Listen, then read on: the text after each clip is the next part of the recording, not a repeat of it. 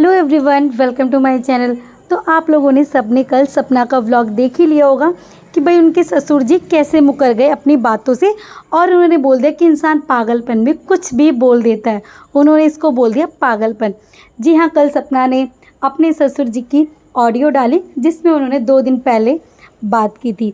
सपना ने बताया कि मैंने अपने ससुर जी को खुद से फ़ोन किया, उनकी तरफ से कोई कॉल नहीं आया कि बेटा तुम ठीक हो या नहीं, हमारी जो पोतियाँ हैं ठीक हो या नहीं, कुछ भी नहीं उनकी तरफ से कॉल आया। तो सपना ने अपनी साइड से ही कॉल किया और उसने सीधा सीधा बोला कि पापा जी मुझे मथुरा वाला घर चाहिए, क्योंकि उस दिन आपने एक पल में बोला था कि हाँ ठीक है तू ले लियो, जो हमारा लगा है वो हमें पैसा दे दियो, बाकी तू ले लियो।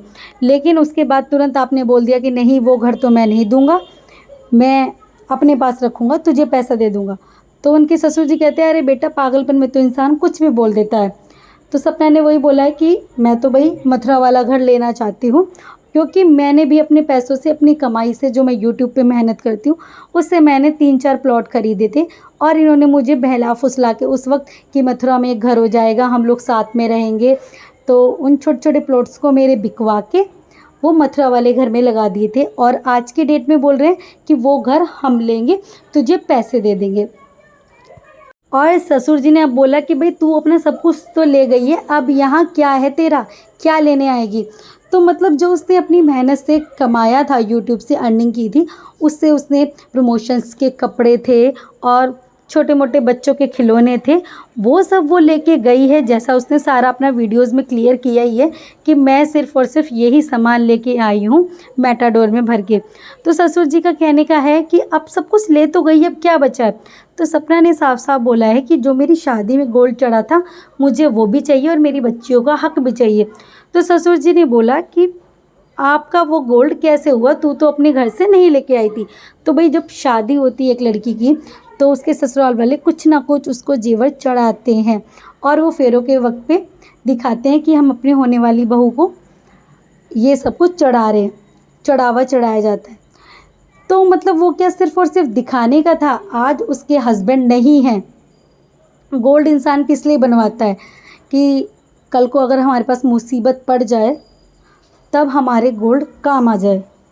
और उसके दोनों हस्बैंड एक्सपायर हो गए। उसने अपने हस्बैंड को छोड़ा तो नहीं है ना, उसके हस्बैंड एक्सपायर हो गए हैं, तो क्या उसके गोल्ड पे उसका कोई हक नहीं है? जो उसे शादी में मिला था फिर तो वो गोल्ड उसका है। अब सीधा सीधा ससुर जी ने बोल दिया है कि नहीं उस गोल्ड पे हक नहीं है, जबकि कानूनन उस पे गोल्ड पे स्त्री धन पे जो होता है लड़की का ही पूरा हक होता है। और वो तो बिना हक के कुछ मांग भी नहीं रही है, वो तो कह रही है ना कि जो मेरी बेटियों का है सिर्फ़ और सिर्फ मुझे वो दे दो, मुझे आपका कुछ नहीं चाहिए। जो आपका है, जो आपने अपनी मेहनत से घर बनाया है, आप वो अपने पास रखो, आपको जिसे भी देना है दो, मुझे नहीं चाहिए। मुझे मेरे पति की कमाई और अपनी बच्चियों का हक चाहिए। क्योंकि ससुर जी ने बोल दिया अरे तेरे पास भी तो एक घर है, तूने भी तो ग्वालियर में ले लिया। जबकि साफ साफ सपना ने अपनी वीडियोस में बताया है कि मैं 3 दिन बहुत ज़्यादा परेशान हुई एक रेंट के घर को लेने के लिए। अभी उसकी इतनी नहीं है कि वो एक घर खरीद सकते हैं, और घर खरीदना इतना आसान थोड़ी ना होता है कि आप 1-2 दिन के अंदर कोई भी घर खरीद सकते हो।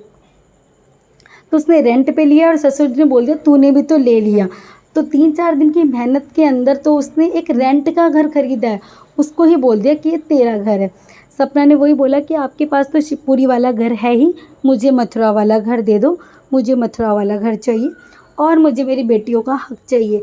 तो उस पर भी ससुर जी ने भाई बहुत अजीब अजीब स्टेटमेंट देनी स्टार्ट कर दी कि भाई मैंने तो पागलपन में बोल दिया था और मैं नहीं दूंगा उस पर तेरा कोई हक। जब तक ससुर जी को पता था कि रिकॉर्डिंग नहीं डाली जाती हैं तब तक उनकी टोन कुछ और थी, लेकिन जब उन्हें पता चल गया कि मेरी रिकॉर्डिंग डाली जाती है तो उनकी टोन एकदम चेंज हो गई कि हाँ मुझे लिस्ट दे देना, मैं देख लूँगा फिर।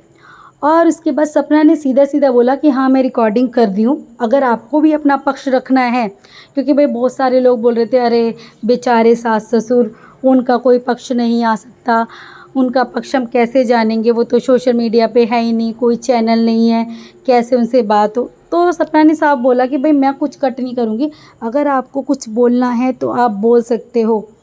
तो ससुर जी भाई क्या बोलेंगे, उन्होंने बोल दिया कि मुझे कुछ बोलना ही नहीं, मेरी साइड से कोई पक्ष ही नहीं है, अगर चाहते तो वो भी बहुत कुछ बोल सकते थे, लेकिन जब उनकी साइड से कुछ बोलने के लिए नहीं है तो वो क्या बोलेंगे।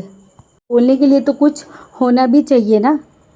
वो साफ साफ मना कर रहे हैं कि मैं कुछ नहीं दूंगा, और लोगों को पता भी चल गया होगा कि वो अपना पक्ष रखना चाहते हैं या नहीं रखना चाहते हैं।